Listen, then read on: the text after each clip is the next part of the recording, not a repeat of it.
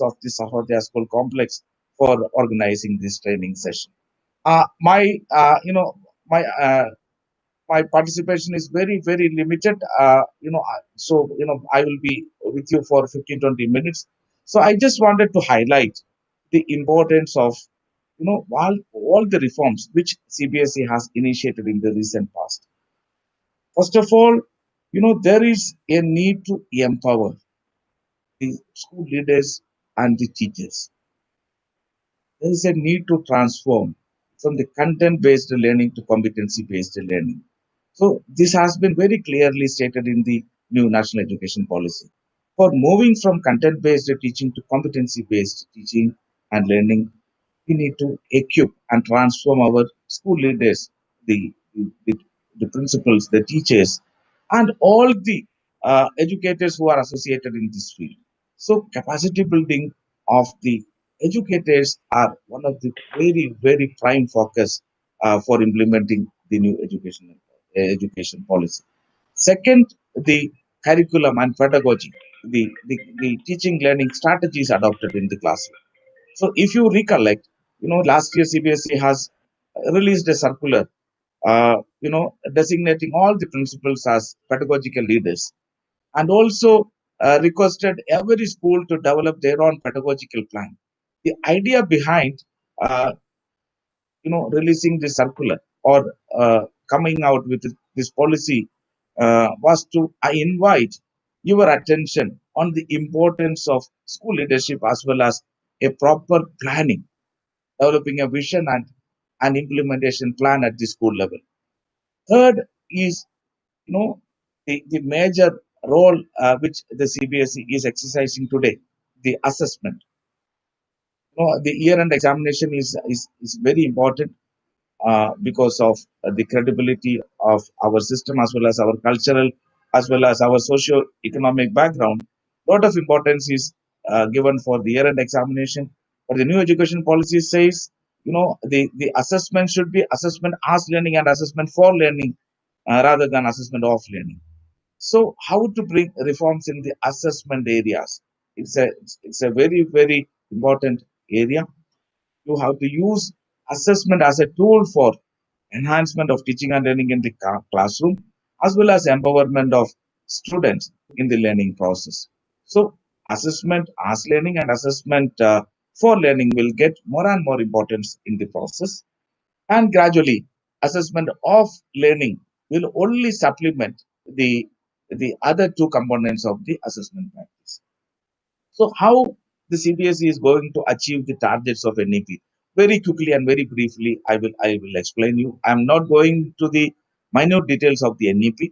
So, for implementing the NEP as well as enhancing the quality of education in the CBSE system, CBSE will be introducing an assessment strategy for the class 358.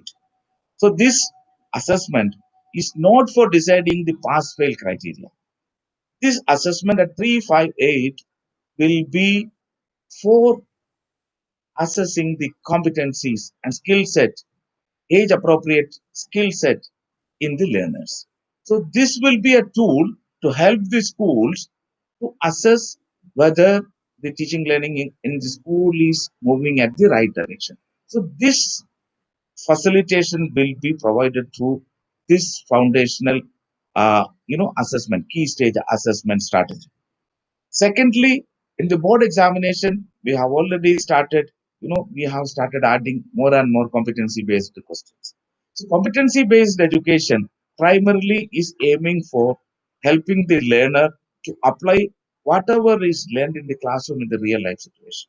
So, when we talk about 21st century skills, the most important aspect is the ability of the learner to apply whatever he learned in the classroom in the real life situation. That is the biggest gap which we are experiencing in today's teaching learning process. We are giving more focus on the content based learning. We teach so many contents, but neither the teacher nor the learner knows what is the purpose of learning or teaching this particular concept or topic. So to remove this gap and connecting the learning with the real life, That is the aim of competency-based education.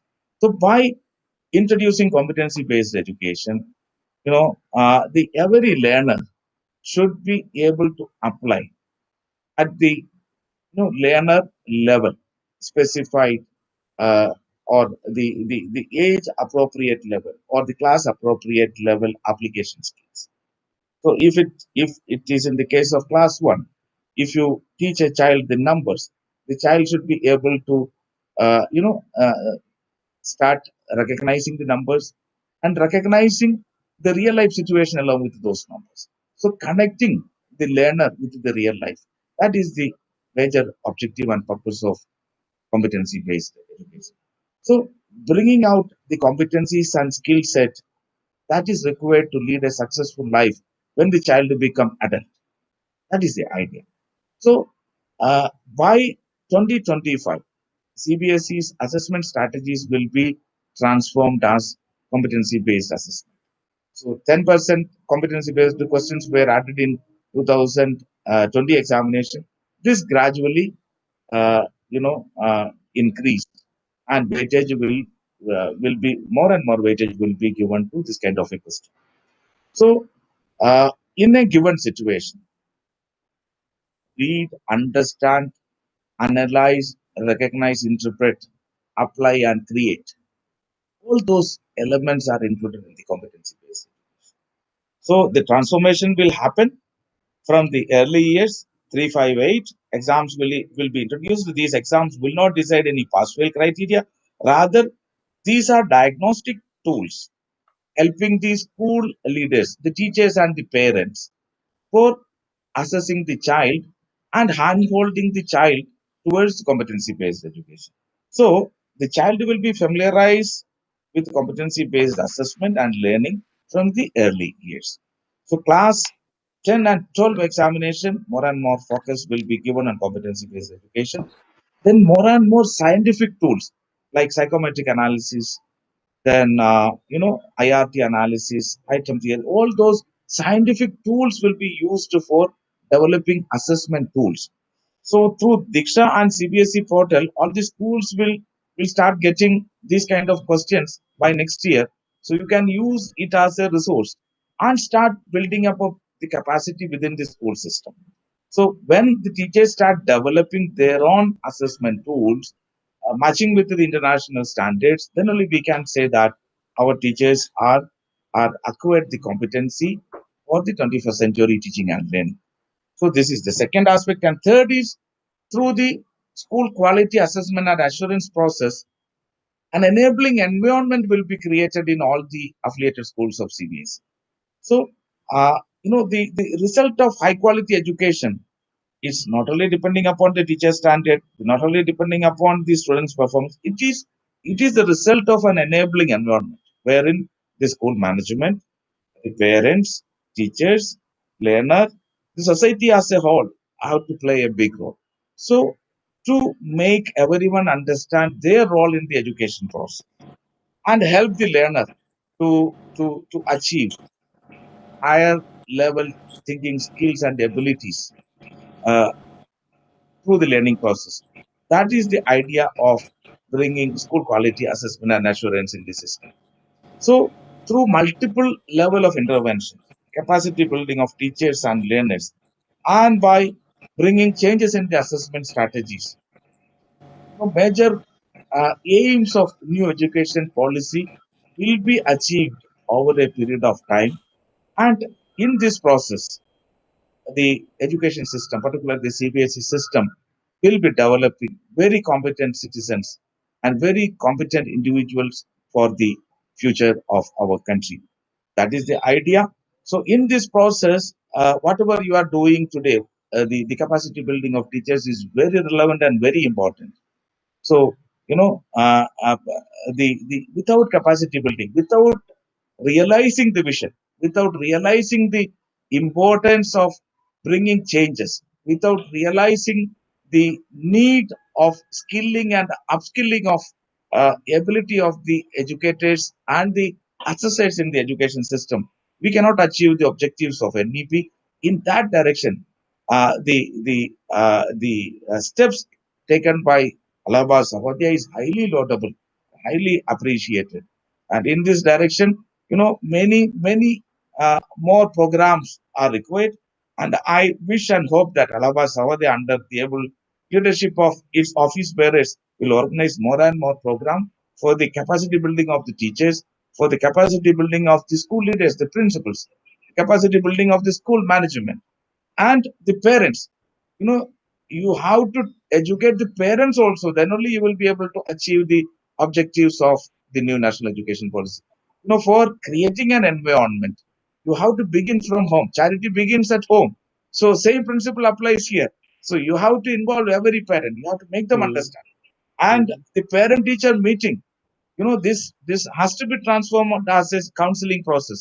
The potential of every child should be identified and nurtured, and this process and this outcome can happen only with the collaborative effort of parents, teachers, and the society as a whole. So all the best. I wish all success to Allahabad Sahodaya towards this direction. And I think with your collaborative effort, you have already initiated the process of transformation. And by empowering your own schools and by empowering the neighborhood school, you will be, really spreading the message of Sahodaya, living together and working together and rising together. And in that effort, the whole country will achieve a transformation. And with this collaborative effort, more and more innovative practices will be brought into the education system, and it will ultimately help the learners. Thank you very much. And because of the paucity of time, I remain here, but I love to understand what all things you are doing through your Sahodaya, and also, involved in the future program, so that, through in a collaborative manner, the message of new education policy and the capacity building of teachers and the school system will take place. And through this practice, the larger objectives and aims of new national education policy will be achieved in the school system. Thank you very much and wish you all the best. And the festival season is coming. And my best wishes and greetings to each one of you. In the coming days, let us all get rid of the threat of uh, this COVID pandemic. All of you and all your dear friends and relatives, all should have good health and well-being in the coming year. And my best wishes. And let the spirit continue. And by through the Sahodaya complex, let this empowerment happen and spread across the school system. Thank you very much. Thank you very much, sir. Susmita Kanungo, Madam, is our chairperson, but unfortunately, she is stuck in somewhere and could not reach on time. And out of network, so she has sent her good wishes and thanks to you. An entire team of Sahodaya Group is here. And sir, this program is on behalf of Sahodaya is conducted by two associations. One is Presdale, which I am heading, and another is Urja, which Dr. B. Singh sir is heading. So together we are arranging all the resources from all over the country. People are joining. And sir, today we have people from Pakistan, we have from Uzbekistan, from Indonesia, from all the places join, and they'll be joining in these groups and they are doing. And only 30% people are from Allahabad. The rest are from different parts of the country, from Goa to Kerala to every part of the people are there. And this initiative, and sir, why we feel very confident this time? Because previously policies were on the government level, some people decide, they thrust on the people, and that remain unnoticed and never reaches to low. This time everyone is consulted. So many suggestions came through CBSE from the government, people gave, and most of suggestions which were workable has been implemented. So we all feel it's our policy. We are part of that. So not only Allahabad Sahodaya, sir, all of us are interested to contribute whatever way we can contribute to CBSE, to any nodal agency, where we can work as a volunteer for you, sir. Wherever you feel, CBSE feels, you can count on us, and we will be able to contribute and complement wherever you need. We have very competent teachers, principals, ex-principals, educators, who are ready on your service. And I'll request Dr. B. Singh sir to propose just a formal vote of thanks for your presence, sir, and your team, and bless us and get the inside of society, CBSE. That's very, very valuable for us. We promise on behalf of teaching community and on the behalf of children that this time this policy will be implemented in full, in toto from all of us with your guidance, and will achieve our learning outcomes, our goal, our national goal. B. Singh sir, please.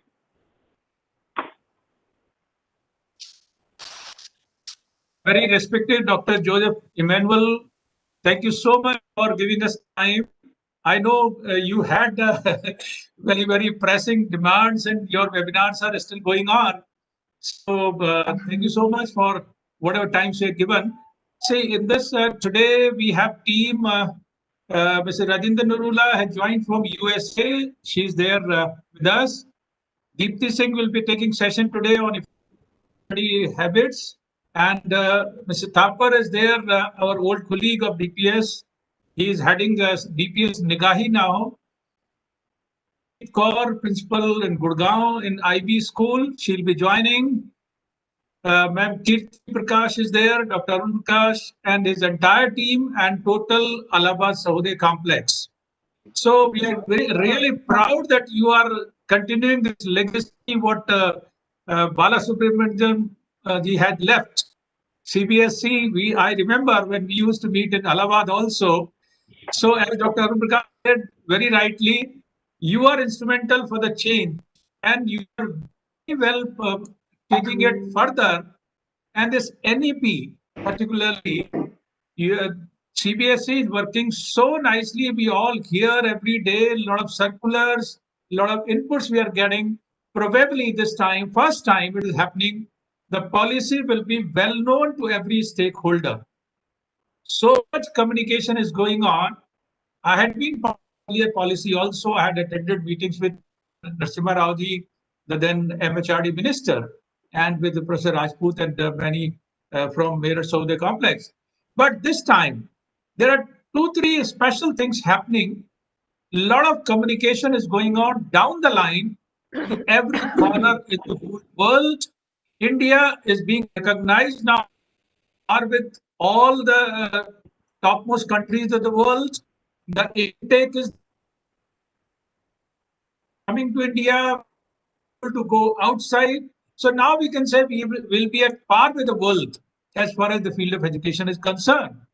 As we talked, showed you, after this 4-day session, we'll be able to identify more than 100 participants who will be really very innovative, who can contribute the implementation the way you want. We will look for a list. We'll send you some outcomes, learning outcomes of 4 days. We have planned in such a manner that we complete the entire teaching learning process, starting from study habits, then going to the curriculum and lesson planning tomorrow, then pedagogy, and then assessment, especially new tools of assessment which are coming as per 21st century skills. So Dr. Joseph, thank you so much, and we are really proud.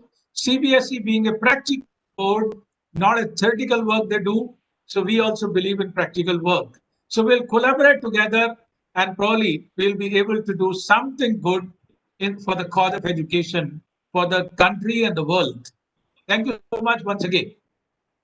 Thank you so much, Dr. Besing and Dr. Arun Prakash, for the good words spoken about me. And before I exit, let me again share a few thoughts. Dr. Besing, you have very specifically said, this time more communication is happening. It is happening because of the realization that in the last policy also, so many very good recommendations were there, but we were failed in implementing those recommendations in the field. That was setback.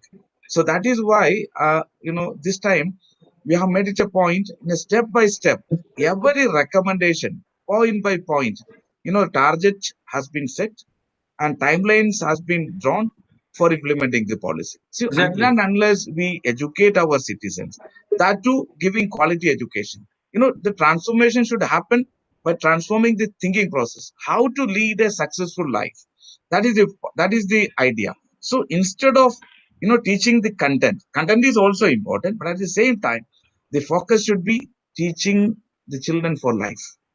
That is the main thrust of the new national education policy.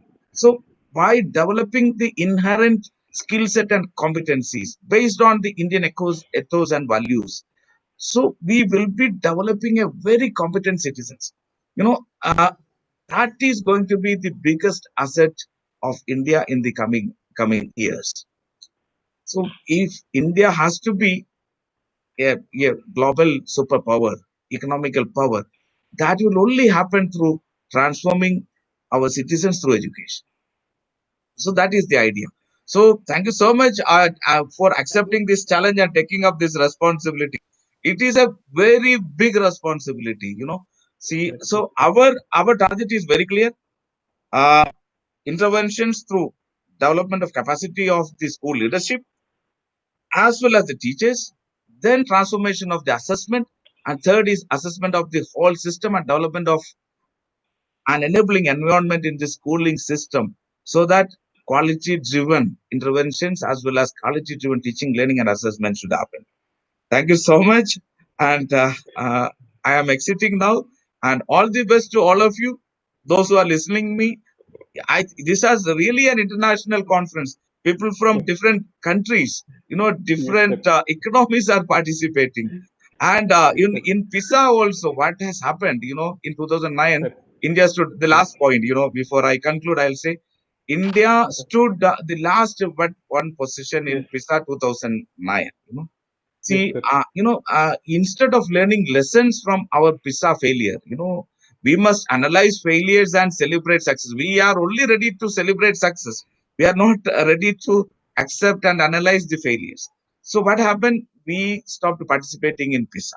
So then again, the government has taken a decision, let us participate and assess. So this is the assessment of the strength of our education system at international level. So at the international standard, where are we standing? If at all we are not getting a good position, nothing to afraid, nothing to shy. We should build the capacity in our system to reach at the top. That is the idea. From bottom to top. Use these international assessments and mechanism and practices as a tool for transformation. So hopefully, by transforming the teaching learning, PISA is giving a lot of emphasis on reading ability. Whereas in our system, we are not giving reading load to our children. These are all certain, takeaways for us from the international assessment strategy. Then, that kind of an assessment tool instantly makes the child to apply from the concept. So that is not there in our question paper design. So all those changes we need to bring. So I request each one of you to visit the OECD website and access PISA questions, so that is the way we are going to transform our assessment. The questions, whenever any question out of the textbook comes, there will be lot of hue and cry in our system, because we have not trained our students to think differently. So they take directly from the textbook and they mug up as well as reproduce on the paper. So this is going to change. Think differently, think creatively, think innovatively. That is the best way. So in that direction we need to change. So please invest maximum for developing this capacity in our system. Once again, thank you, and we are there with you, and whatever you are doing, I am sure this will strengthen and empower our education system. And a tall figure like Dr. P. Singh is taking the lead, and I am sure that a lot of transformation and empowerment will happen. Thank you so much for patiently listening me, and I extend all my greetings and best wishes to each one of you. Thank you. Thank you very much, sir. And sir, this program will continue same 4 to 6 o'clock, 4:30 to 6, and then 9 o'clock we have a special session. in which we are having out-of-box thinking and informal session 9 to 9:45. So we request you, sir, whenever you have time, just drop in with the same link. Okay. That will Okay. continue. I We'll love have to taken have a, you there. yeah, I have taken a note of it. And also, if you have any specific queries, please let us know. Hmm. Either we will Okay, send sir. you the replies by mail, or somebody will come and explain it. Okay. If you have That'll any be doubt so nice, on sir. any Yeah. areas of changes or any transformational areas, if you have any Okay. doubt, Okay. you can come Okay. back to us, so that all the doubts can be removed Yes. instantly.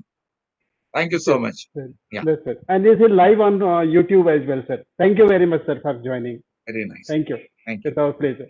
Thank you.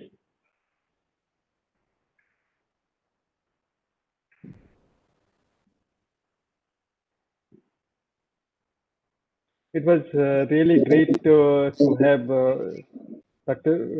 Manuel, sir. Dr. B. Singh, sir, you want to say something, please, Okay. sir.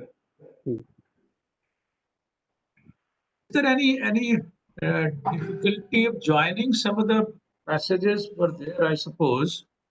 In some Mhm. link, YouTube is on. YouTube is on, yes.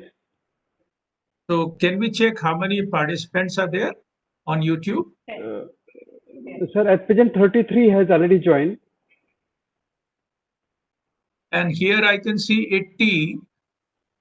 Huh. The So number is people will number is less. number is trickling in. So the people are used to they start that things will start little late, so will join little late. So maybe that attitude. But it's okay. We have very good beginning. The blessings that Mr. Joseph has told, and more important that he said that if any question comes out where you need some clarification from CBSE, we will be ready to address there and there. So we'll request all the participants that let us brainstorm, and any place we feel that we need intervention, we need help, we need people to help us from CBSE, we can invite them and they can just let us know whatever goes, whatever things are there. We can just do with that one. Sir. Can we request all participants to open their videos at least, accepting this to happen when he was addressing, basically. So unless there is a network problem, it's better if videos are kept on. Yes, sir. That creates a totally different environment in the whole program. And Exactly. we have many friends who are there. They can have their videos and pretty much okay, no problem. Sir, we can start with the further things, sir. Yeah, PPT. Let's start the first session. Hmm.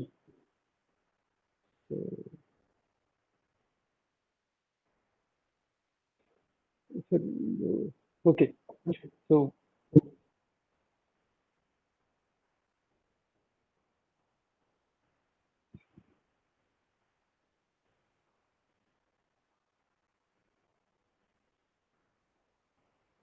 our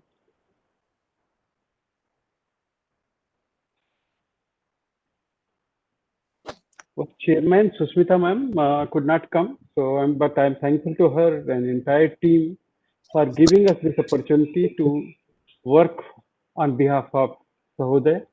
And a special thanks before we start further is to Dr. B. Singh sir for motivating all of us and leading in the field of education.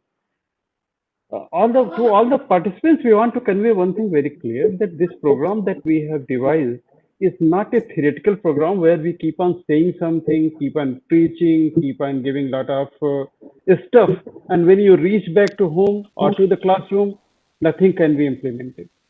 What we are planning now that each and every step that we'll do here, you can use and do in your classroom. That's why all the people who will be speaking are practicing educationists, psychologists, and teachers. They have implemented these things in their classrooms, and then they are coming to share with you from their own experience with their own work that they have done. We have Master of Ceremony today, Kirti Prakash, she is DGM Operation in President Group. She has attended qualification of teacher status to teach in UK. She was a former teacher at Hollywood Primary School in London. She has NVQ level certificate for supporting teaching and learning in schools. From London, she got qualifications. She was teaching more than 10 years in India and UK. She is gold medalist in MEd and MSc in botany. So we'll request her to help us to take this program further and introduce the guests and the members and the program here. Kirti, please. Thank you. Thank you so much, Sarah. So let me have pleasure to introduce Dr. DC. Sir, he is educational catalyst for Delhi and very qualified trainer, assessor and examiner for CBSE and QCI. He is first recipient of CBSE National Sorry, 1 Award minute. 2000 and Okay. he has 42 plus years rich experience in the field of education and also 70 plus schools inspected for CBSE affiliation. He is also involved with 50 plus schools established here in India and 1000 plus training workshops conducted all over India. He is former principal of DPS Korba, DMA Later and Rampur and PGT DPS Artipura. He is former director Education Supplies Foundation. Welcome, sir. Hello. Thank you. Welcome, sir. Yes. Yeah, Thank welcome. you. Thank you so much. Yeah. And our second panelist, Dr. Anand Prakash, sir. He is recipient of National Award from President of India, Dr. APJ Abdul Kalam, and Managing Director of President Group. Welcome, sir, to this platform. He is also founder principal of Lawrence International School, Allahabad, and founder principal of Sai International School, Bhubaneswar, Academies International School, Dubai, DPS Jeddah, DPS Bilaspur, DPS Guwahati, DPS Bagaigaon, and principal DPS Korba. Welcome, sir, to this platform. Thank you. And our next panelist, Dr. Deepti Singh. Welcome, ma'am. She is dynamic professional with 16 years of experience in training and conducting workshops in both corporate and private sectors. And very proactive leader in planning, cross-functional expertise in organizing events in different areas. She is also associated with several government and private bodies like Air Force, NTPC, PSES, and NICS, Ministry of Labor and Employment, and CSC, NCRT, and NIT University. She is also registered psychologist at RCI and gold medalist from Osmania University and MBA. She is now pursuing her PhD in psychology and currently associated with an international school as a counseling psychologist and HOD. Welcome, ma'am. Welcome to our panel. Thank you so much. Yes. So over to you, sir. Dr. D. Singh, sir.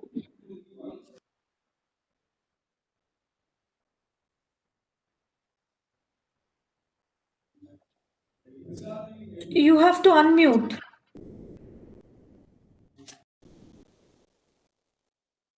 Okay. Friends, great evening, one and all. We request everyone to kindly keep your videos on and audio in off mode. We'll also request you to make use of chat box. Powerful questions may be kept handy. I hope all of you have pen and diary with you. So you'll be writing down all the relevant points, all the questions and queries. As you heard Dr. Joseph Emmanuel telling us, any query you have, you can write to us. So we want to identify the best participants and we want to send their list to CBSE also. So kindly interact, respond, and during open house sessions, in the evening, 9 o'clock, again there will be opportunity to have interaction with us, to have best questions put forward, and the powerful and relevant questions to put forward, so that your question as it is forwarded to CBSE along with your name. As you have heard, the sessions have been planned in a sequential manner, so we are very sure that everyone will be greatly benefited. So let it be interactive session. So be proactive, but at the same time, if you're not speaking, kindly keep your audio in off mode. So thank you so much, friends, with this. Aksha, next.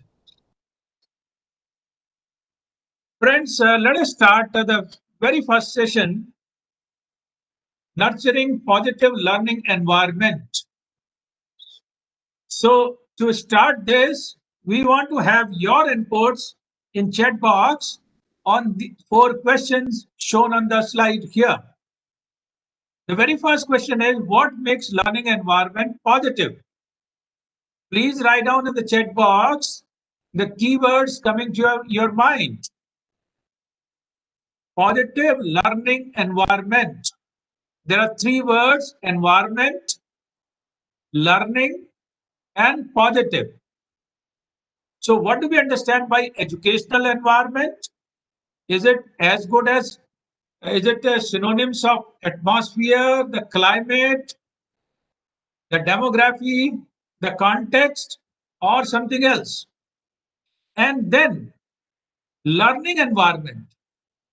What do we understand by learning environment? Thank you. We are writing atmosphere, safety, communication, appreciating kids, and positive is the next word. What makes it positive? What do you think, how it becomes positive learning environment? So by smile you are writing, good. And the next question is, previous slide please. How to achieve it? Appreciation of children you are writing, approach, motivation, interaction, energetic, attitude, good. Thank you so much. How to achieve it, how to sustain it, and how to enhance it. So again, keep motivating, individual attention, motivating, energetic attitude. Right. So thank you so much for your inputs. So it shows that we all are keen to learn something different, something new in a different fashion, being more interactive. Your answers are being by bringing all things in our teaching strategy, encouragement, inculcating good habits, practical doing, motivating students. Very nice. Great. Thank you so much. So friends, here, as we understand, the topic is learning environment and making this environment positive. Let me help to understand. We all know in India, there had been 3 systems or 3 modes of education. Earlier, education used to be teacher-centered. Then came era of student-centered education. And we had been talking a lot. All policies were made keeping a student in the center and the focus. But the last 10 years or so, we had been talking along with the learner-centered education or student-centered education, we had been talking about learning. Child should be in the focus, but our attention should be on the learning. We should know meaning of learning, attributes of learning, parameters of learning, symptoms of learning, and how to enhance learning, how to assess learning.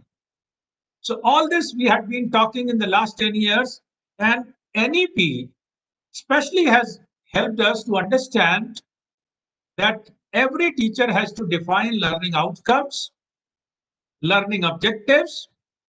Every teacher has to ensure on daily basis, end of the chapter, to what extent learning outcomes have been achieved. It means we are understanding how to write down learning objectives. So friends, learning, we have to understand learning depends on attitude and perception, as rightly you have said. It depends how we make the knowledge or the information we give, how we refine it, make it constructive, and finally how to convert into habit, skill, habit, and values system. So learning environment, friends, may be physical, social, emotional, psychological, cultural, contextual, based on the so many internal external factors which can be controlled to a great extent. So here the learning environment is a culture. It depends on how much we influence the external and internal factors, how much motivation we create, how we engage children fruitfully, how we make them understand multitasking all five senses together. So that helps us to understand the learning environment. The next, please. See, there are 2-3 more factors which are important to understand. The learning will take place when there is very, very comfortable environment. Children are at ease, relationship is good, and they interact with each other freely. They set their own benchmarks and targets. So they are creative, they are inquisitive, so their inquiry-based learning is going on, curiosity is there. So all these factors we'll be talking in detail. Deepti Singh will be talking on these factors and giving some practical examples today. So with this, the next can be little more words I would like to add. Next slide, please. What is importance of learning and positive learning environment? How to create positive learning environment? The important factors in this may be, see, many school friends, they have created flex boards outside the school. You will find there'll be a board saying to you, you are about to enter in positive zone, positive learning environment zone. When you enter in the school, when you are inside the campus, there are few flex boards at different locations saying that you are already entered or you are already in the positive learning zone. So very first feeling, the very first environment factor is there, which helps you to realize that we are in positive learning zone. So relationship is important. The telepathy we understand, and many times we say the frequency is matching. The teacher's frequency, there is a resonance between learner and the teacher, and there is a complete match. There is a complete resonance between the two.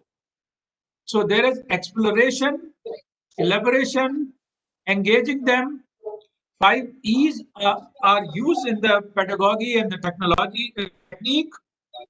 And as I said earlier, there is a lot of zeal, enthusiasm, and willingness to learn. So with these words, I'll request Dr. Arun Prakash to take up what can be the elements of positive learning environment before we hand over to Deepti Singh. Dr. Arun Prakash.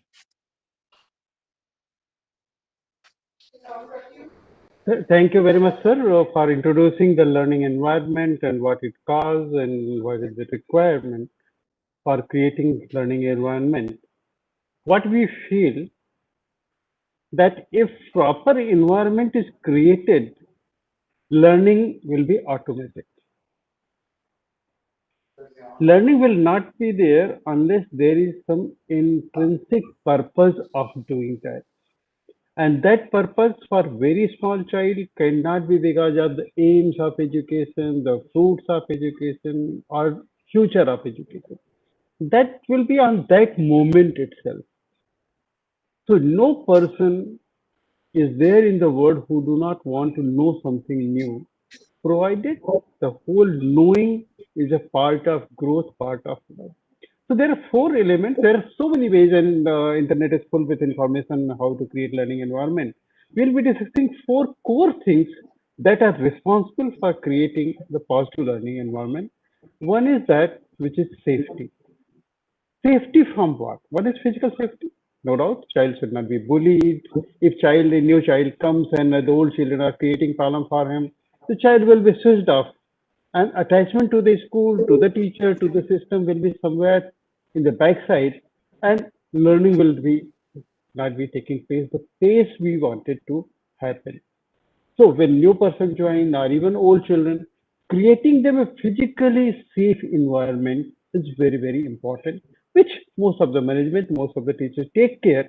But when we enter in their more communication, we can understand is there any threat, some other child is bullying, some child is beating, some other physical discomfort is there, transport which they are coming, they are getting proper seat or not. So all those things if we take care, that will encourage them to do. They should feel welcome. That's very much important. Children should feel that they are going to the place which is for them. Someone is waiting for them. Teachers should show that enthusiasm that yes, without you, and it is a fact. Now is the pandemic time when we are in home, we are watching camera and teaching children, we are missing them. We are having longing for them. We want them to be with us. So we should transmit it to them. Children need to be understood. What generally we feel that we elders have to decide everything and children have to follow what we do. Sometimes we don't understand. So misunderstanding or more than misunderstanding, not understanding is the biggest threat in the learning which is there. No, children need to be respected. If we respect them, respect will come automatically. And the way Western countries have mastered respecting the individual is something we should learn, which India is lacking a lot, where respect for each and every individual is equally important. Minimum exclusively discipline practices like that we go out of the classroom, you are suspended, you are expelled. All these things are creating problem. Yes, they are required for having a good discipline as well, but somehow we have to find out a balance where children feel welcome, respected, understood, and physically safe. Engagement. How much they are engaged? The research shows that only one third of senior secondary students feel engaged in the class. What about two thirds? There's a big number, more than 66%. They are not engaged in the classroom, and if they are not engaged in the classroom, how will they learn? If they are thinking something else, their mind is some other else, they are not getting stimulation in the classroom, they are not invited to the process which is happening, how this will happen? Generally, we go, we tell you read, you read, you read, then we explain something, we dictate something, we come out. Now, strategies has to be changed. Personalized learning is some term which is gaining importance these days. And in the last session, Deepti Singh was talking a lot about how can we have personalized learning, and other panelists also had discussed on this issue. That although we may be in the group, but still we can pinpoint a particular child's requirement and we can take care. And present technology used in the classroom, perhaps we have a better options and more options available in this line. We need feel to be connectedness. If they are connected not only to teacher, connected to the social and emotional learning take place. When they are connected to their society, they are connected to everything which is happening. They are aware what for the school exists. They know why teacher is going to teach us. They should understand how this is going to help them in their personal growth in future. So senior children, if we can correlate with them that learning outcomes, and then when they leave the school and they go to life and how they will have their own life, this will help them to understand more, and perhaps the whole learning environment that will be created will be more conducive. And lastly, we'll be talking about the support which is needed. Support of different types, support at different level, support at different structures, support for each and every person. This is only possible when we provide good care of each and every person and support them from the teachers, from the students, from parents, and everyone who is involved in the school. If they all are ready to give support to children, the learning environment which can be created will be something extraordinary, and each and every person will enjoy coming to a school.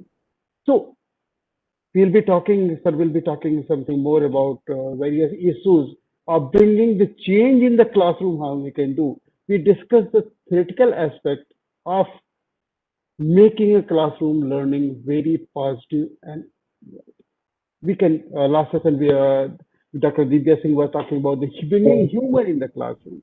If we go to the classroom, we crack some jokes, we discuss about the cricket, we discuss about uh, political issues which have happened. We can connect them so to their requirements. If someone is missing, someone who was not well, inquire about them, what happened to that, why a person has joined after some time, few days, discuss with them. So when children know that this class is for them, teacher is for them, things will change to a lot. Sir, request if you can just throw some light on the classroom decor and the requirement that can be done, things can be done in the classroom to make things better and more beautiful. Please. Uh, Friends, here a small suggestion that here are a few pics we have taken to understand what kind of displays can be there, how to decorate our class, and all this. So here, this sample helps us to understand the teacher table in the classroom when we are in the physical classroom can be in one of the corner. When we are in virtual classroom, the teacher corner and the student study corner should be and every day new items are added every day, so there is a lot of motivation going on and the learning environment of course becomes better. So never teacher should be in the center of the classroom hiding the board, becoming a hurdle for the board or the projector. So that is one hint here. Next one. Subsequently, here is one informal kind of environment where everybody is so comfortable sitting and working. It is just like many universities in the world, like Lim Kok Big University of Malaysia, which is called the most creative university of the world. So it's next one. Next. Beautiful classroom we can see here. A lot of work is there, quantity and quality wise. But here maybe the question says, where is the work done by children? So maybe a corner creative for children is there. Of course, displays can be as per policy, well-defined policy of the school. In the classroom, there can be teaching learning material, more of teaching learning. Corridors may be more of school vision, mission, philosophy, and ethos. Outside or near boundary wall can be related to branding and positioning in the school. So, of course, this class is good. Next one, please. This is very, very important chart, and many schools are following this kind of situation. The responsibility is given. There are schools where if there are 40 children, every child is a monitor of the class. So here is one example. The children name are there and the responsibilities are written here. So hopefully many of us, majority of us are using this kind of matrix and this kind of responsibility chart. So everything is taken care, whether it is safety or whether it is the directions or whether it is line or whether it is the floor cleaning or greenery or, and so on. So thank you. Next one. Sir, what we thought that now we should give more time to Deepti's for Exactly. her thoughts that we are discussing. And this is just insight for you to think, not a roadmap that we can create everything and submit, but just to road. This way, if we go ahead and engage children for the best of best, things will be there. So we have Dr. Ms. Deepti Singh here, we have promoted her to PhD. She is doing PhD, but her work is so good that we have promoted her and we made her PhD doctor now itself. So congratulations, I'll Deepti. try my level best to complete it. It's a more. Dr. Deepti, you Prakash, can. before Deepti starts, please check in the Google Classroom if link can be posted once again. Anybody has Okay. difficulty in joining, so please help them to connect. Okay. So, Okay. I'll just do that. I'll do that, sir, in between. yeah, Me, welcome, Deepti. Yes, you can thank share your you screen. very much. So there are two people I would like them to mute themselves. One is Mrs. Shibani Singh. I believe she has unmuted herself, so there's some disturbance coming on from there. So Shibani ma'am, if you could mute yourself, then I'll start my session. So as my introduction says, I'm a clinical psychologist by profession. So generally when I go in for a workshop, face-to-face workshop, I hate doing webinars because I'm a people person. I love to see people's face and I can hardly see 4 or 5 of them. So it's a very difficult task when I am told to do a webinar because मुझे interaction करना अच्छा लगता है. I like to talk to people and have responses rather than a monologue session. So here we are 80 of us. It's not a very huge group. I think we can still try to do a little bit of interaction because my session basically is based on interactive and learning experiences. So being a psychologist, sometimes people are very threatful of me. They feel, oh my God, she's a psychologist. She'll read our face. Even on the webinar, she'll read our face and she'll get to know what's going on in our mind. So let's keep our cameras off, safe. So that's a huge myth. Basically, psychologists cannot do face reading. We do not do face reading. What do psychologists do? They understand the nature of the person and the difficulty that a person is facing in day-to-day life. We help them to make certain changes in their lifestyles to have a better living. So that's the role of a psychologist. We are not face readers or we are not a tarot card reader and we can tell what's going to happen in your future. So don't be afraid. If you wish, you can put on your videos. I'll be happy to see more faces. Meanwhile, the topic that I'm told to do today is study habits. So I'm sharing my screen here. I believe my screen is visible now. Yes, it is. Great. So I'm doing the slideshow. Yeah. So when you hear this thing, study skills, what is the first thing that comes to your mind? Anybody can unmute and answer, or maybe write in the chat. Study skills. Teachers को जरूरत है study skills की और बच्चों को. Who needs study skills? We as teachers or our children? Okay, it's learning skills. Very good. Both need skills. Great. Good answer. Yes, both need skills. Yes. So let's first understand study skills and then take it to our classrooms. We'll share this PPT. All those teachers who are present here, they need to promise one thing. I'll not take a very long session. I'll take a brief session, but I'll share my PPT with you. And I want you, when you go to your classes, at least once for 30 minutes, discuss this PPT in your classroom with your students. If you've done this, then my work here completes. So with this promise, I start my session. First thing that I want you to answer is playing online games interesting for students? Do they like doing online games or your own children? Forget about your school students. Your own kids, do they like to play online games? Irrespective of whatever age group. Maybe online games or YouTube. Yes. Can you tell me why? उनको क्यों मजा आता है? Why do they like playing online games?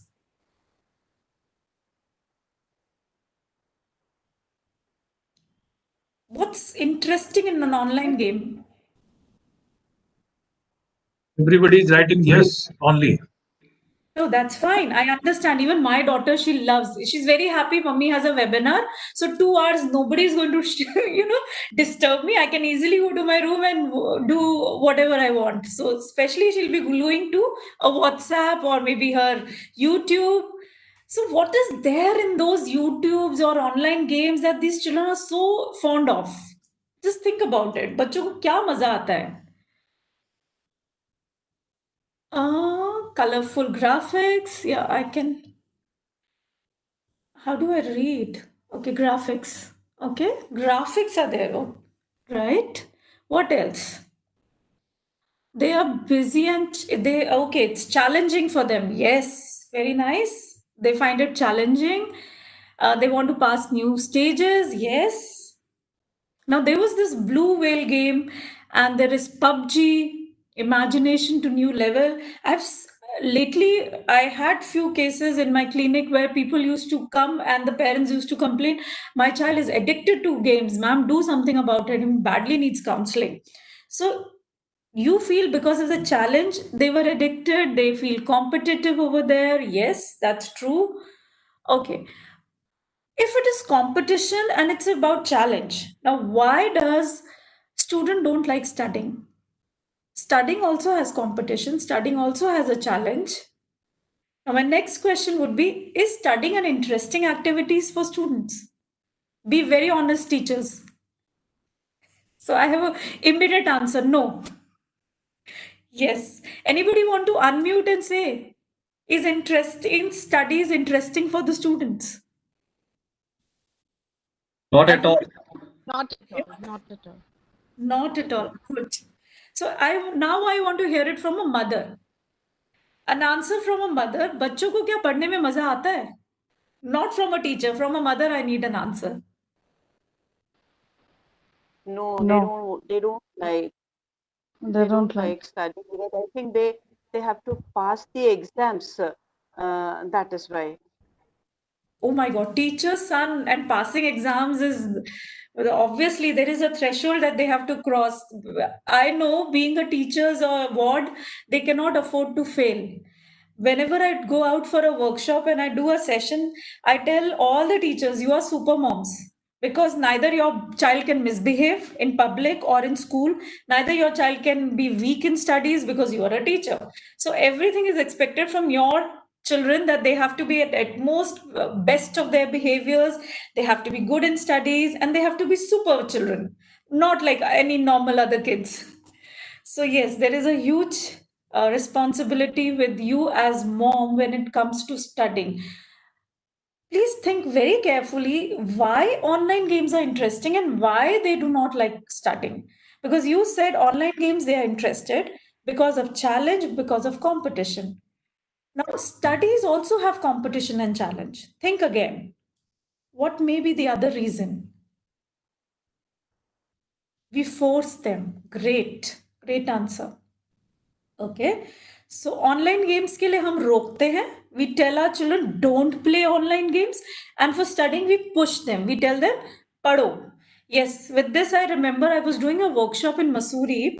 So it was a girls' school. So when I was doing a study skill workshop there. So I asked the children, how do you like studying, and do you enjoy studying or anything? How's the environment at home? So one of the girl got up and said, ma'am, I want to share something. I said, yes, beta. So she said, ma'am, my mom has a cassette in her throat. Like she has a cassette here, which is on both sides, part A and part B play the same record. I said, what is that record? Beta pad lo. Whenever I go home, my mom is going to say, beta pad lo. So it's mostly the parent, especially the mother, the caregiver, the mother being at home most of the time is telling the child study. Most of the time we are instructing our children to study, and that's why, ma'am, we do not like to study, because we are always told to study. Yes, that's very right.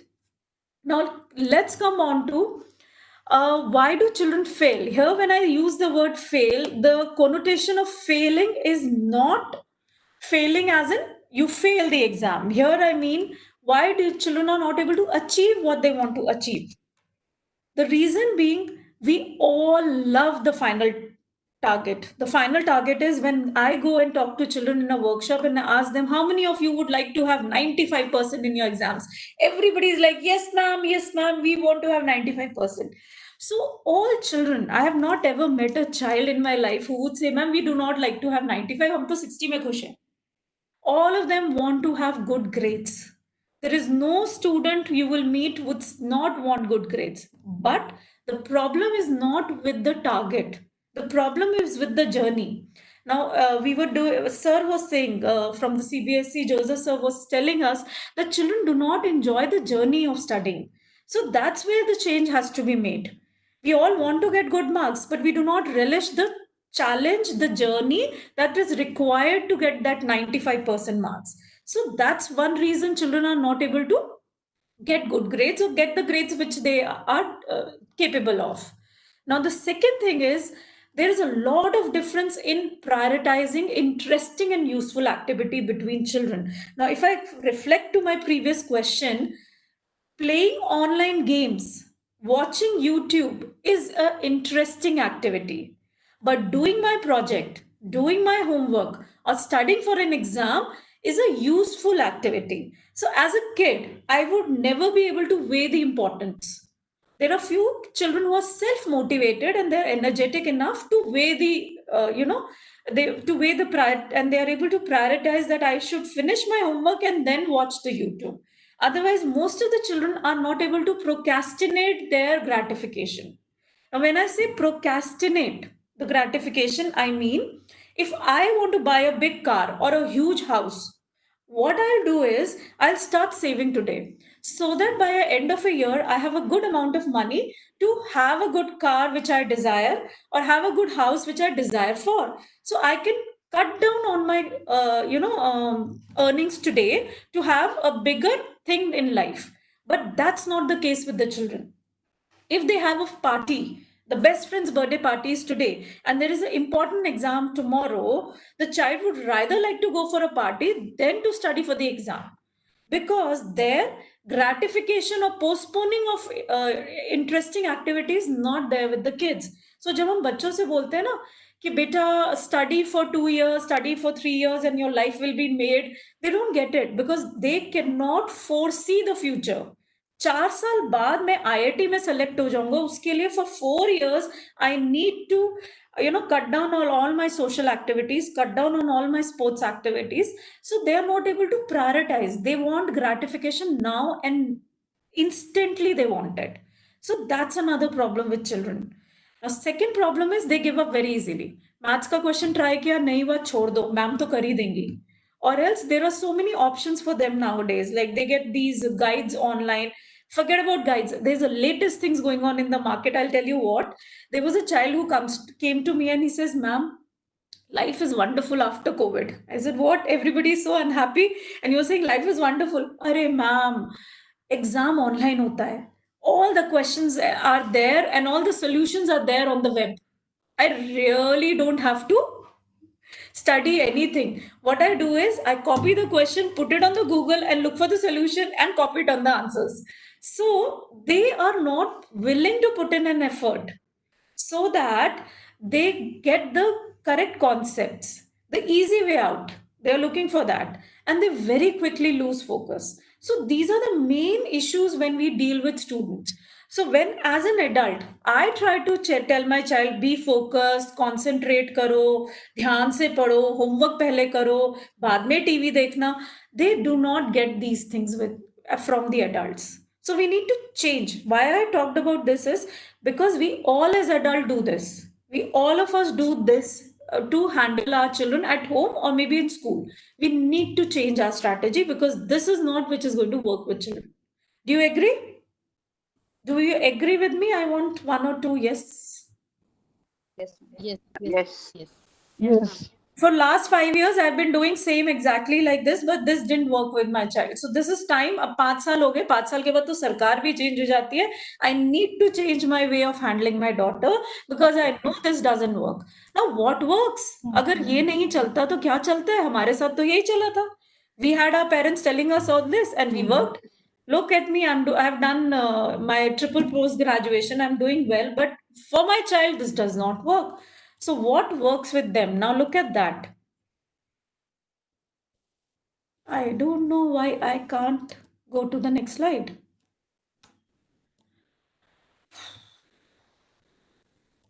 Okay, I think I have rushed. Okay. Now, when you deal with students as a teacher or as a parent, what are the things that comes to your mind, the common issues related to studies that they come up with? Issues. I've summarized few, but I want to know from you. My daughter comes and tell me, "Mummy, मुझसे tables याद नहीं होती. I can't memorize tables. You ask me to rectify tables, I can't do it." Slow learner, okay. Some of the children complain about slow learner. Distraction, ma'am. Ma'am, again, can I? Distraction. Distractions. Yes, great. So, जो मैंने सबसे last में लिखा है, that should be the number one. Distractions. Yes. What else? They are distracted, especially the adolescent age group. With all age group, the differences, there are different issues, but yes, for the adolescent, distraction is the biggest issue. What else? Peer pressure. Peer pressure, great. Yes. Yeah. So concentration, memory, time management, I'm sure you would have heard of all these issues. Lack of concentration, great. So let me start with concentration itself, because that's what one of the participants said. Children like to play, health problems, yes, all that is correct.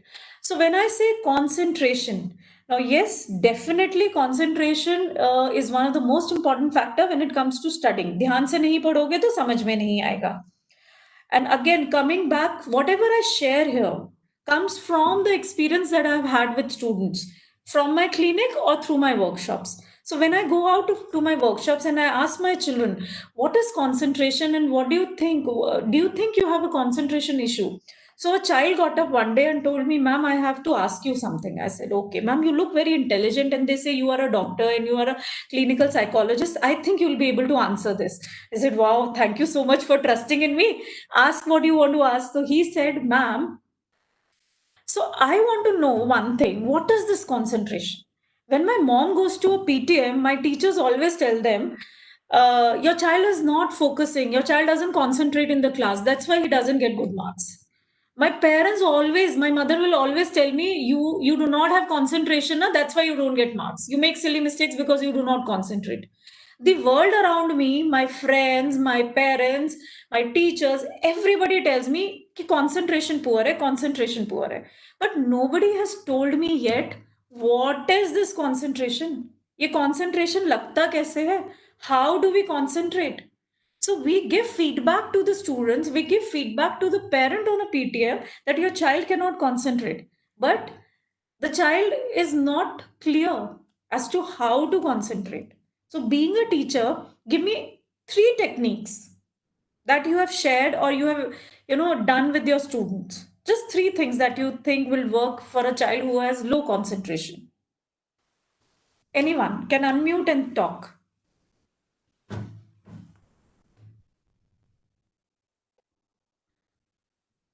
Meditation. Okay. Warm-up activities. Activity-based learning.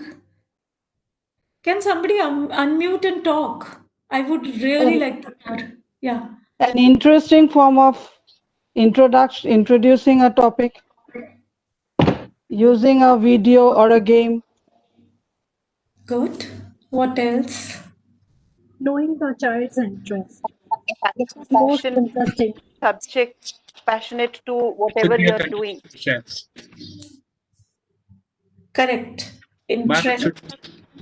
it should be a continuous process. It cannot be just a one-on process. It has to be a continuous process. Perfect. So what is that process? The child needs to know the process because he's not sure what to do. I know I have bad concentration, but what should I do? We as teachers, they're looking forward Actions are more powerful than words. Okay, great. Wonderful. Okay, now a few things that very simply I have, I believe that whatever I keep simple can be reached out to the students easily. So I always talk to the students about their learning styles. How do I learn? एक बच्चा कैसे सीखता है? There are 3 ways of learning. As teachers, I'm sure you all are aware of visual, auditory, and kinesthetic learner. Now, what happens with my daughter is she is an audio learner, but I'm a kinesthetic learner. So when I sit down to teach my daughter, what I'll do is I'll emphasize and force her to write. You write, you will learn. Or else, sometimes it happens as teachers, we always say, likhoge with muscle memory, you will learn. But every child is unique. Every child has a unique style of learning in different subject. Probably history I can learn auditory, maths I can do kinesthetically, and bio I can learn visually. So I have had children who would say, ma'am मेरी mummy एक बार chapter पढ़ के सुना दे मुझे, उसके बाद मेरी exam की प्रिपरेशन हो जाती है. I had mothers coming to me and say, ma'am exam उसका होता है, गला मेरा बैठता है, because I am expected to read out loudly to answers to her and she will listen and she'll memorize. So that's how children are. Some of them would come and tell you, ma'am, I'll tell you what happened one day. I was giving my exam. I saw the question. I knew the answer is on page number 75. On the left-hand side corner, I had underlined with the blue highlighter and a fluorescent highlighter. I remember where it is, but what is written in the answer, I don't remember. लिखा क्या था उसमें याद नहीं है. But placing where it is, or how the question was, how the answer was, or maybe I've written it in the rough copy. I remember drawing a diagram, but what is the diagram? I don't remember it now. Those are visual learners. So we need to identify, when I talk to a child, I'm giving a feedback to the parent. I need to give the feedback that probably your child is a visual learner. Please work on strategies which are better for visual learners. So first step is identify the child's style.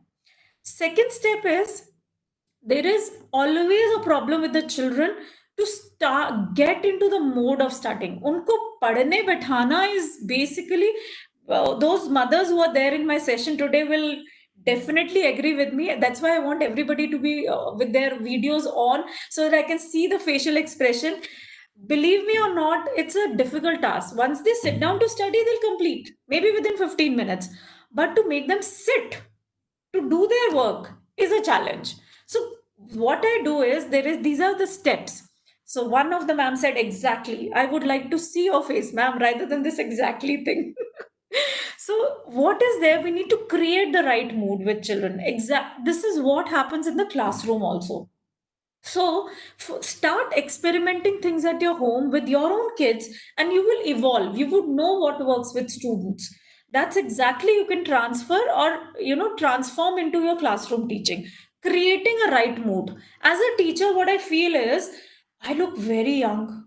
So when I go to the class, especially class 12, they will feel, ye kya teacher hai, ye to young si teacher hai, ye kya humko padhayegi. So what I'll do is, when I walk to the class, I'll be shouting and yelling at him.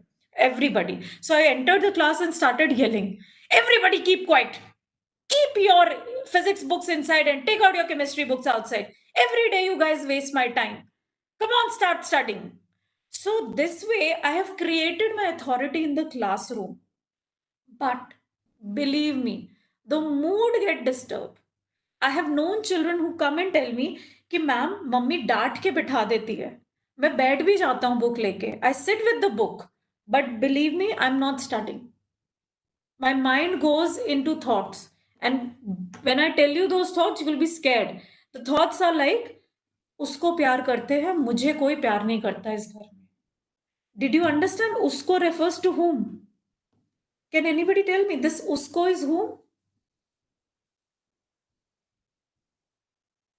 Books. उसको प्यार करते हैं, मुझे नहीं करते. Sibling.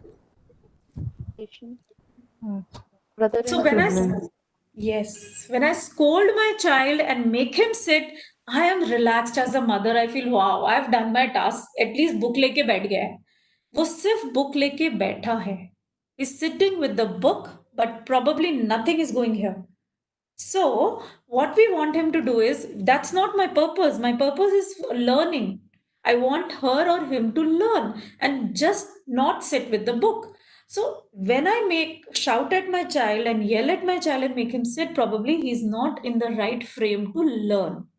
So sabse pehle we need to set the right mood when I get inside the class or when I expect my child to study at home. Right? So mood is most important. Second is understand. Then I tell my child to understand whatever he or she is reading. Now, in India, what happens? We have English curriculum, but most of us, our mother tongue is Hindi. So all of us have whatever we comprehend or whatever we think, our thoughts are in our mother tongue, maybe whatever your mother tongue may be. So mine is Hindi. So I will think in Hindi, translate it to English, and then comprehend the whatever text I'm reading, right? So, is my voice interrupting? Is there an issue with my voice? Because one of the feedback was there. Anybody can give me a go ahead that voice is clear. Your voice is It's clear. Your voice is clear, ma'am. Probably it's a Voice is network clear, issue. ma'am. Okay, somebody's network issue then. So, understanding is very important. So, when I ask my daughter to read or whatever she has read, even 2 lines, I tell her to explain in Hindi.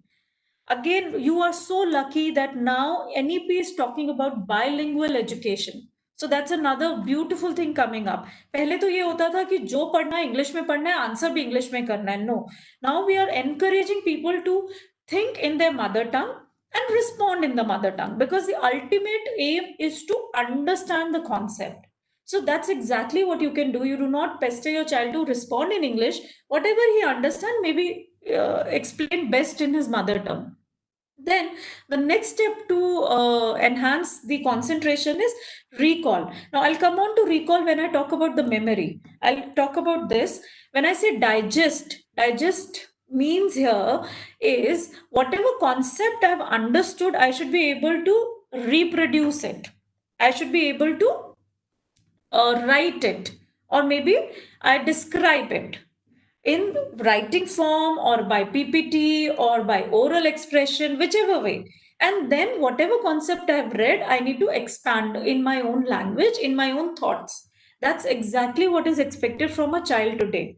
So digest, expand, and then review. Whatever you expanded, you have to get it reviewed by your teachers, by your mother at home. So this is one way that we can help our children to concentrate better. Now, I'll quickly go through these things. Most important thing while we are teaching is our place. Where are we sitting while we are studying? Everywhere, sometimes when I talk to the children, I tell them make a fixed place for studying, because your brain works with association. Now, what happens with the brain is the moment, forget about studying. Now, nowadays we have online classes. So I'm sure online classes would start somewhere around 9 o'clock, 9:30. Right? But your school days used to start at 7:30, correct? So you were used to a certain pattern for all these years. All of a sudden, there is a change in your routine. But एक बार वो सुबह 5 बजे आँख खुलती है ना, 5:30, something, and then you go back to sleep. Oh, it's 5:30, COVID is going on, let's sleep. The classes are from 9 o'clock. Right, but still you have that body clock inside you which wakes you up at that time, which says कि it's time for you to get up. वो 2 बजे lunch करने की जो आदत है, I always say in my workshop, teachers के लिए workshop कराओ, बहुत अच्छा है, do enrichment exercise, very nice, but everything should be done before 2 o'clock. Reason being, after 2 o'clock, everything is hungry.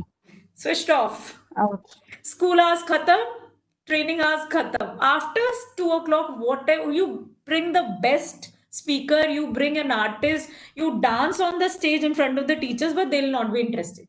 Because somewhere here it goes, school hour is over, now we are switching off. So I always tell, when I schedule a session, I always prefer to do a session by before 2 o'clock. So these are the factors. Our brain works with association. Similarly, when I sit in a drawing room or I sit in front of the television, my brain will work. अच्छा 5:30 अभी ये वाला cartoon आ रहा होगा. अच्छा 6 o'clock है अब ये आ रहा होगा. So distractions are very high. So it's preferred to have a particular place and a particular time for studying, so that your routine and association with mind works proper to help concentration. And the best way to do a study is table and chair. Why table and chair, not bed? We all say, बच्चों को हम सब बोलते हैं कि बेटा bed पे बैठ के मत पढ़ो. Can anybody justify that to me? Why is it to sit on a table and chair? Anyone? Science teachers would know. Ma'am, they should maintain their proper posture. Hmm.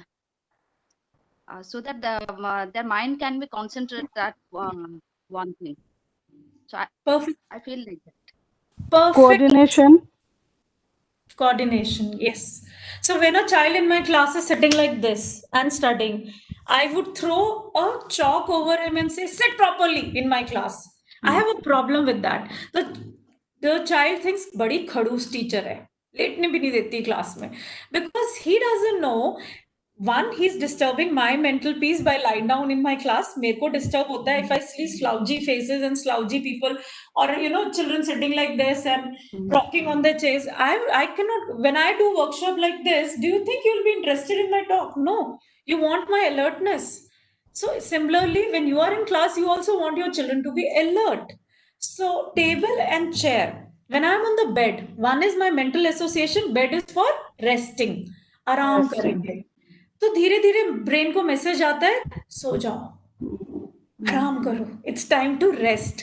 और हिस्ट्री की book सामने हो, read कर रहे हो, क्या नींद आएगी. I look at the weather nowadays, it's perfect weather to sleep in the afternoon. So this way the children would not be able to concentrate. For simple concentration I tell, आपको जितनी देर भी पढ़ना है बेटा, आप मत पढ़ो 4 घंटा, आप मत पढ़ो 5 घंटा. Even if you study for half an hour, you will sit on a table and chair study. Reason being, when I'm sitting in a particular posture, it is not too comfortable and not too discomfortable. बहुत discomfort भी नहीं चाहिए body को. बहुत discomfort होगा तो भी बच्चा concentrate नहीं कर पाएगा. So to have the right concentration, the body should be at, this shoulder should be straight and your back should be straight.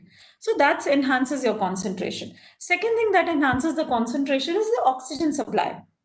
A good oxygen supply to the brain also enhances concentration, right? So these are the few things, if children start doing, then they'll be able to manage their studies better. Now quickly I'll go to the next thing. Sometimes children say we are very stressed out, stress is bad. No, believe me, अगर stress नहीं होता exam का, मेरी बेटी तो कभी नहीं पढ़ती. If there are no exams, no tests, अरे mummy take a chill pill. That's how she is. So if she knows she has an exam, she has a test, she needs to perform, that is when she'll ask, okay, कितने chapters आ रहे हैं, कितना पढ़ना है, कितनी देर लगेगी. So some amount of stress is always good in students' life. But when the stress becomes, that good stress is called eustress. Now this stress वो तब बनता है जब वो बहुत ज़्यादा हो जाए, and the child stop eating, stop doing interesting activities, and he's all into studies and says, and that palpitation of getting failed, or my teacher will not be happy with me. So that is when this becomes a problem. Otherwise, if a child is not stressful for the test, then there is obviously a problem with the child. Some amount of stress should always be with students. Second thing is, I'll skip this, memory. Now, memory is a very important thing. You must have encountered most of the students saying, I'm not able to recall. Ma'am मैं पढ़ता हूँ, मैं भूल जाता हूँ, मुझे याद ही नहीं होता, और मैं भूलता बहुत जल्दी हूँ. Right? ये बहुत common problem है, and this is what most of us as teachers are facing. That how do we help our children? Thanks to technology, there are wonderful tools nowadays on the web, but I'm an old school person, so I go by very basic things and very simple things, realistic things, which can be useful in your day-to-day life. Now, when I said, promise me you're going to share this PPT with your students in 30-minute class, is a reason. There is a reason to it. Reason being, most of the things which our children do in our class, they do not know why they are doing. Now, going back to concentration, before memory, I'll tell you concentration में क्या होता है. Concentration में ये होता है, when I'm sitting at a particular place for a very long time, the blood circulation in my body is little slowed down. So when the blood circulation is slowed down, the oxygen to the brain is also slow. When oxygen to the brain is slow, the concentration levels goes down. So उसके लिए हम school में क्या करते हैं? कितनी देर का period होता है आपके स्कूल क्लास में? 40 minutes. 30 minutes, right? Why don't we have 40 minutes, right? We can easily have 2 hours of session, 1 chapter of physics complete, khatam. But still, our school system says no, only 40 minutes period. There is a purpose. Everything which is designed in our school system is very scientific. and it encourages memory and concentration. Now, when a child is sitting at a particular place for a very long time, his concentration levels dip down. So when a second class start, what do we expect our children to do?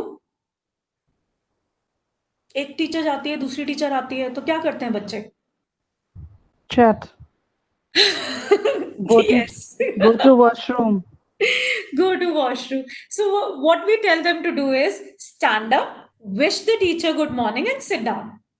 Now, what is this? When you're sitting in a very long time for a particular position, your concentration is, obviously going to go down. When you stand up and sit back again, there is a movement in your body. Your concentration level goes high. So that is the reason we tell our children to wish our teachers. But हमारे बच्चे क्या करते हैं? वो इतना से उठेंगे, good morning ma'am, और बैठ जाएंगे. Or else the backbenchers will not even get up. Why should we wish ma'am? अरे छोड़ो मैम को क्या wish करना है? But as teachers, when we go out to our children and talk, that why is it important? Give them reasons.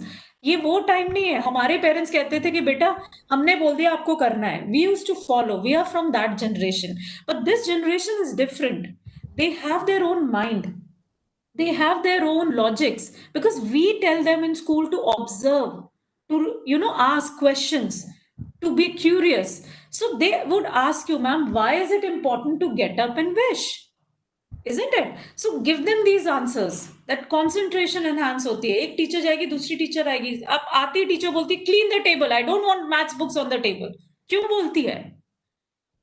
Ma'am का मजा आता है मैम को बच्चों को डांटने में. मैम को किक मिलती है जब बच्चों को डांट पड़ती है.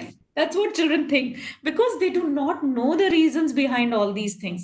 So when a maths book is haunting on that table and looking at me, the child would not be able to concentrate on English. His mind would be, अरे यार आज घर जाके maths का पूरा exercise homework में मिला है, वो करना पड़ेगा. और वहाँ मैम English का poem सिखा रही है. I'm distracted. I'll not be able to focus. Isn't it? So all these things help in concentration. I'm just being quick, otherwise you can go through each and every topic, each and every point here. Everything has a very beautiful meaning and a hidden meaning inside it. So you explain these to your children. Then you talk about memory. Now बच्चे जब मुझसे बात करते हैं, I ask them कि बेटा tell me why do you get homework? Ma'am को मजा आता है. मैम को पढ़ना पड़ता है ना हमको पढ़ाने के लिए, तो वो भी हमको होमवर्क देती है कि ये भी घर जाके पढ़ें, और मैम को मजा आता है होमवर्क देने में. That's what children think. They do not know the logic behind it. Now it's a beautiful forgetting graph which was given in 1980s, 83 I believe, by Edinburgh. He's a psychologist who talked about forgetting. Like if we do not recall a concept, it is tend to flow out of our memory. For example, if I go to my Nani's house a year back, then I would remember certain rows or a certain route to her house, right? And if I don't go to her house for another 5 years, I tend to forget the route. But if I go every year, it's quite possible because it is happening again and again. So I'll be able to recall it better. So that is what happens with our brain. Whatever information is not used, it is shifted back into my long-term memory. It is not in my short-term memory. So if I take a surprise test, I've taught a chapter yesterday and I'm taking a test, pop quiz today. It is generally observed that most of the children are able to participate better. But if I take the same quiz after a week, there would be a handful of children who will be able to respond in the class. Because again, the information is not used, is shifted back. There is fresh information in my brain now. I'll not be able to concentrate. I will not be able to recall. So this examination system, the system of testing, the system of formative assessment, the system of giving homework is all based on this graph. Right? Please go back to your children and talk to them about it. Reason being, India mein there is a nexus of coaching. Most of the children feel school में सुन लिया, coaching में जाके पढ़ लिया, homework हो, हमारी पढ़ाई हो गई. No. Till the time the child is not doing self-study, he has not learned. Our children do not do self-study. They are spoon-fed by tuitions. They're spoon-fed by teachers in school. That is the difference between foreign education and Indian education. हम सारे questions के answers बच्चों को लिख के बना के दे देते हैं. ट्यूशन वाले क्या करते हैं, उसे और सिंप्लीफाई करके दे देते हैं. एंड वी एक्सपेक्ट कि बच्चा बस एक दिन एग्जाम से पहले रट ले और वॉमिट कर दे. But nothing, no, knowledge has not gone into him or her. So a child has to recap every day what is done in her class. What I do with the students, I tell them, whenever you are having classes, like online classes, you have 4 classes a day. Before you sleep, any day between the day, what you need to do is just open the book and flip the pages and see what was done in the class by the end of the day. Maybe before you go to the bed or tomorrow morning, the next day morning when you start your classes. Every day flip to the papers that has been done in the class. Because even with flipping, I'm not asking him to read.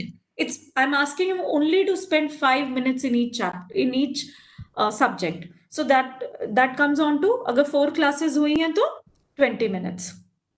That's all that I'm asking him to do in a day. 20 minutes, revise what's done in your school time. Right? So that's important. Even if I work a lot with rural areas where there are not first generation learners are there, parents say, ma'am, hum kya kar sakte hain, hame to khud hi padhna nahi aata. Believe me, a parent who's paying through the nose to sending a child to a private school and is a farmer and a first generation learner is a well-wisher. They want their child to perform. So when I go there and do workshop, they say, ma'am, हमें बताइए हम क्या कर सकते हैं. मैं उनको बोलती हूँ, आप कुछ मत करो. आपके बच्चे, specially with the younger kids, आपके बच्चों को नहीं पता आपको पढ़ना आता है नहीं आता, आप उसकी एल्मनाक लेके बैठ जाओ और उसमें से पूछो ये पहला पीरियड कौन सा था, इस पीरियड में मैम ने क्या कराया, दूसरा पीरियड कौन सा था, इसमें मैम ने क्या कराया, तीसरा पीरियड कौन सा था, इसमें मैम ने क्या कराया. So while talking to the mother, the child is, what is he doing? This is basically a recalling exercises that we ask the parent to do it for the child. So you can try it at your home, do it with your kids and see how well prepared he will be for the next class. Right? I'm sure you guys know about it. I don't need to talk about it. Obviously, generally हम online classes में ये बहुत encourage करते हैं बच्चों को कि वो कॉन्सेप्ट पढ़ के दूसरे बच्चों को सिखाएं, especially the ones who have difficulty, because when I read and I explain, every time I do this PPT, this concept sinks with me better. Reason being, because what I'm doing, I'm practicing by doing. So my learning is somewhere 75%. That's the highest that I'm doing here. If I keep on listening to the lecture, आपको आज का lecture अच्छा लगा, you said, oh wow, wonderful psychologist, अच्छा मजा आया उनका workshop सुनने में, but after 5 days or maybe 3 days, you will forget whatever I have discussed. So that's why I said I'll share my PPT with you so that you can recall and you can practice by doing. So the more you will practice in each class, you will be more, prepared in handling this topic. So encourage your children also to teach other kids during the online classes. Tell them to prepare a topic and teach the other class. Right? The second thing the children always complained is time management. Ma'am 3 बजे तो school से आते थे, उसके बाद tuition चले जाते हैं. Now with the online classes, the scenario is same. I know of children who have 4-5 classes in a day, and after that, right after that, 3 o'clock, so their tuition starts, because the tuitions have also started online. So wonderful. So whenever we get the break, what do? We go to our YouTube, we go to our social media, and we like to chat with our friends. That's our stress busters. So again, time management is not, it's basically all here in kids, in the students' mind. They do not prioritize and they do not know what needs to be attended when, right? So for time management, do this exercise with your student. Ask them to write 3 or 4 activities that they must do. Tell them to write what they should do and what they like to do. Okay, ask them to write 4-5 activities. Once they've written, so tell them that you go after my class, whatever you have written, you just have to number them. That सबसे पहली class, जब सारी classes आपकी finish हो गई, आपने सबसे पहली activity क्या करी? right? So they need to number it. And next time when you meet the children in the class, ask them the numbering. Believe me, the first thing after your online classes, they will all go to the things they'll do the things they Like it. like to do. Yes. In fact, ये वाला webinar खत्म होने के बाद भी आप भी यही करने वाले हो. You will all do the things you would like to do. That's how the human brain is. We need gratification, we need pleasure. हम वही चीजें करना चाहते हैं जिनमें हमें pleasure मिलता है. लेकिन as adult we know कि मेरे को खाना बनाना ज्यादा जरूरी है than to watch the TV serial. अगर मैंने सीरियल वॉच किया तो मेरा खाना नहीं बनेगा टाइम से, सो मैं क्या करती हूँ, या तो दोनों को साथ साथ, आजकल सब कुछ मोबाइल पर होता है, किचन में मोबाइल रखा, सीरियल चल रहा है, खाना बन रहा है, राइट? और else what I do is I procrastinate, कि पहले खाना बना लेती हूँ, कोई बात नहीं, दूसरा सीरियल देख लूंगी. So I procrastinate my pleasure, but students are not able to do it. We need to train them slowly to procrastinate their pleasures, right? Now, the last topic that I want to do is phobias. Now, there are unrealistic phobias in students' minds. Sometimes some students have developed a phobia of mathematics. Some children have developed phobia of exams. Otherwise, they do well in, tuitions, home exams, small quizzes, tests, summative assessment, all good. But when it comes to the exam, the midterm exam or the final exam, they feel they will either have ulcers, किसी को मुंह में ulcers हो जाते हैं, किसी बच्चे को fever हो जाता है, किसी को खांसी हो जाती है. So there are some psychosomatic symptoms that we see in children.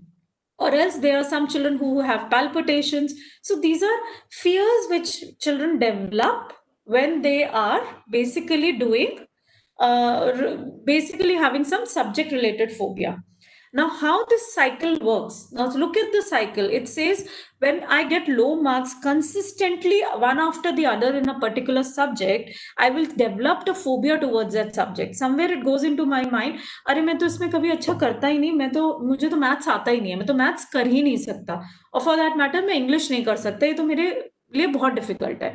And धीरे धीरे वो सब्जेक्ट फोबिया आपका एग्जाम फोबिया में बदल जाता है. Now to break this, what I tell children to do is they need to taste success.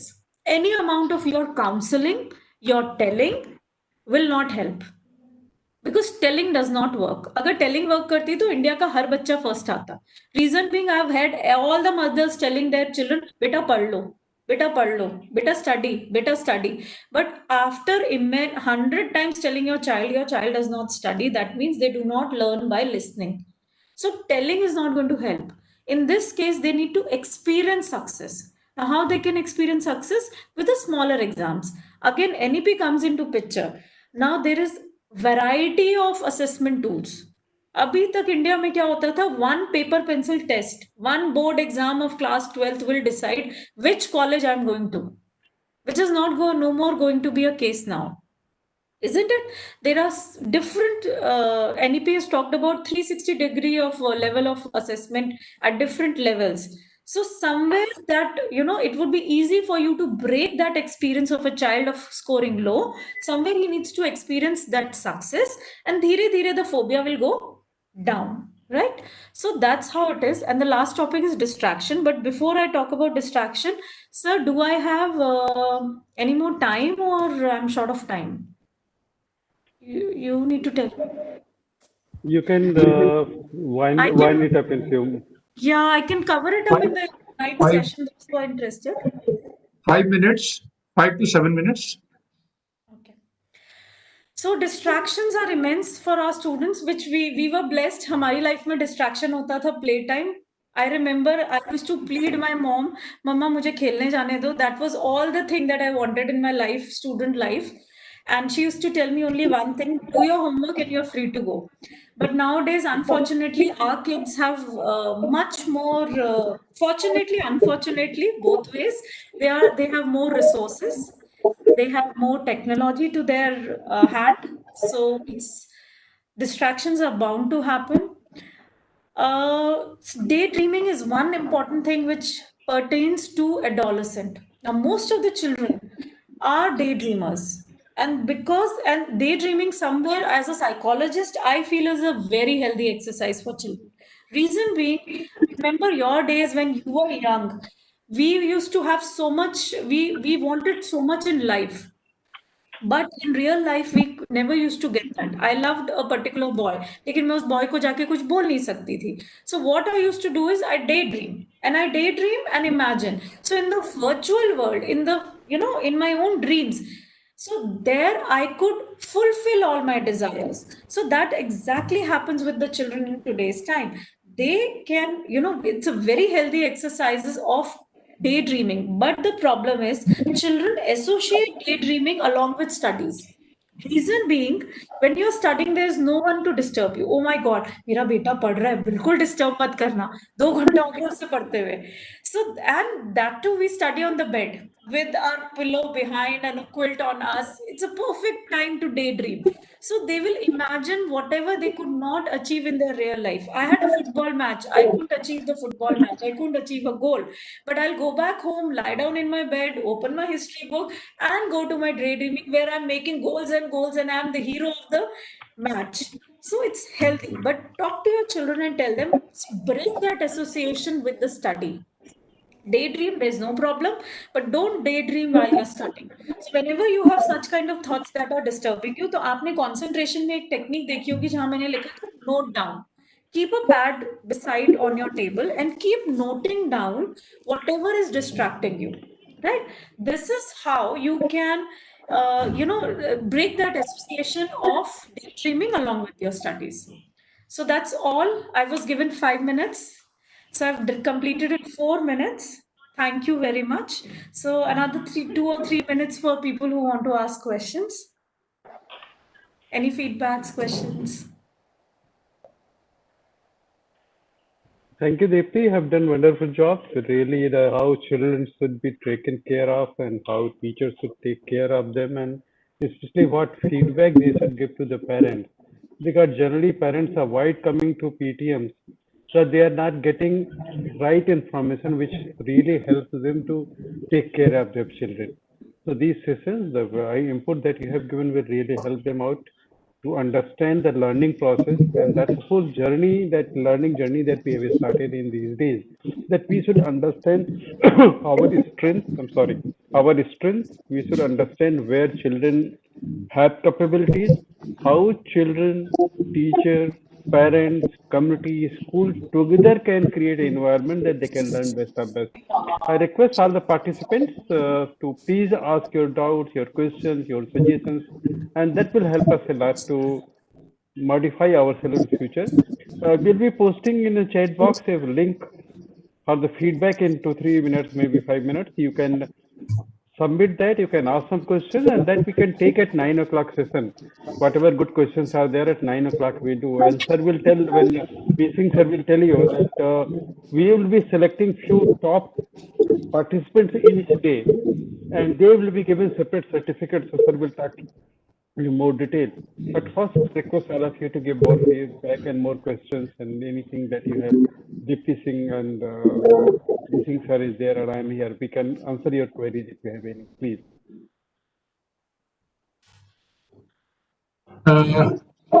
Friends, we have few announcements. Dr. Arun Prakash, when can we give them a new bonding form? Google Forms? We'll be giving it after some time, and just maybe little follow-up required. Now, can we give 9 o'clock or tomorrow morning? Yeah, no, 9 o'clock it will be available.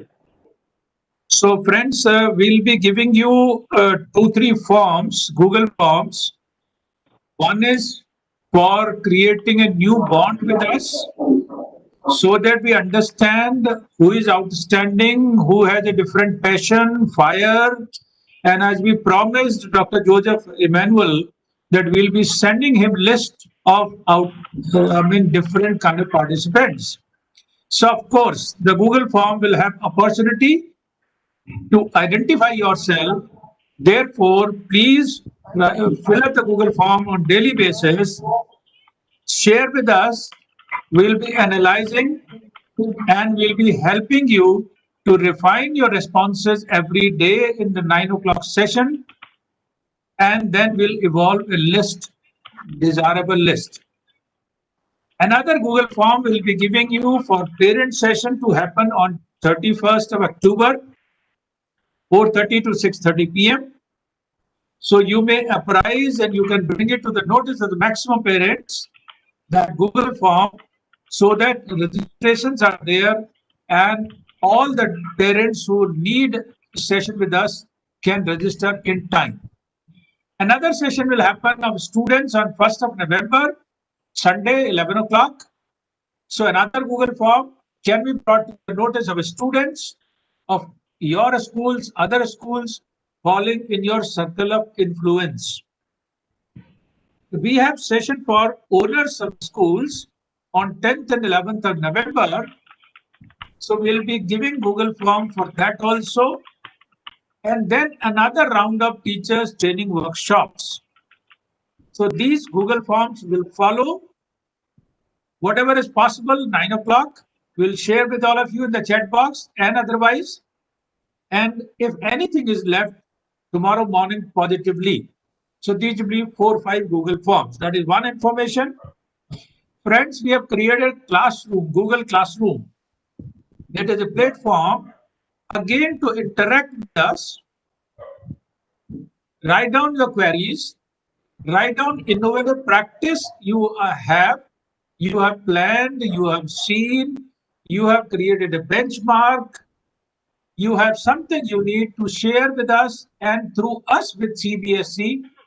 So kindly share your experiences, your success stories, your innovative practices in the form of PPT, text form, YouTube video, video, audio, or whatever is convenient to you.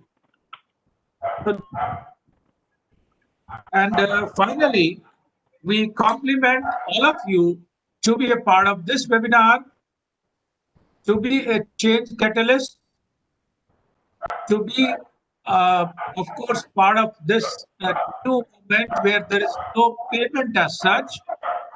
We shall be sharing the last feedback form on 30th, where we'll give a link of payment also, but it is open-ended. There is no amount suggested from our side, starting from ₹1 to any amount anybody want to share or want to transfer, you can do so. There is no compulsion at all. We have removed the type of payment. We have not said anything about payment. There had been inquiries asking. Some friends have written, please let us know what are the charges our teachers want to join. So we all have replied. So we request all of you to kindly share. There are no charges as such. But if you want to contribute, you can do so on the last day or after the last day, so that the money collected can be utilized for some welfare purpose. So these are few announcements. Any query, anybody can unmute and put forward anything, any comment, suggestion, any thought process. Officially, we can say the session is over. If you want to continue another few minutes, we can interact. Otherwise, we'll meet at 9 o'clock. Any other friend from our team? Ma'am Rajendra Narula, Thapar sir, or anybody want to say anything?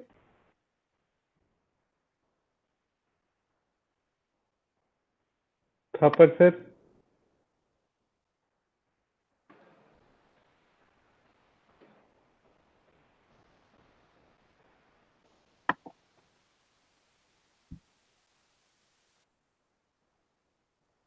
Can I be part of your community? I am self-employed. Okay. Please say this in the Google form we'll be giving you. We have shared, sir. Already, I've shared a feedback form. They can. We have already shared, so they can. Okay, link is there. Hello. Kindly use this link. Yes, Thapar sir. Sir. Yes, sir. Good evening to everyone, and nice beginning again for the second session of beautiful and very informative sessions that Prisdale and Ulza has gone ahead and we have started conducting them today. And very much encouraged with Joseph sir's address to all of us. Here, I would just like to add my compliments to Dipti Singh. Dipti Singh, are you there? Yes, sir, I'm there. Okay. Good evening, sir. Good evening. Good evening. For everybody, let me introduce Thapar sir. Thapar sir was my class teacher and my English teacher when I was in school. So whatever I've learned, and Arun Prakash sir used to be my chemistry teacher. So with your blessings and your guidance, I am whatever I am today, sir. Dipti, I just wanted to say that while listening to you, I was so much pleased that you have come up with, in the form of a flower, a fruit, the seed of which we had sown in Korba. And have been beautifully nourished back at home by Madam Singh and Dr. Begum Singh sir, and loved and cherished by Devesh.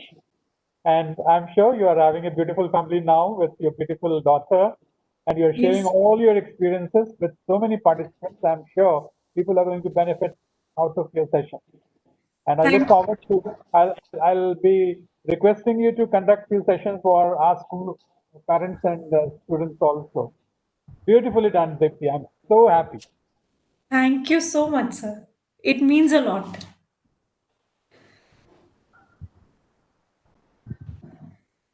Thank you. Okay. Any other questions? Any participant want to say some questions? Something you want to come in, your feedback you want to give? Anyone of you?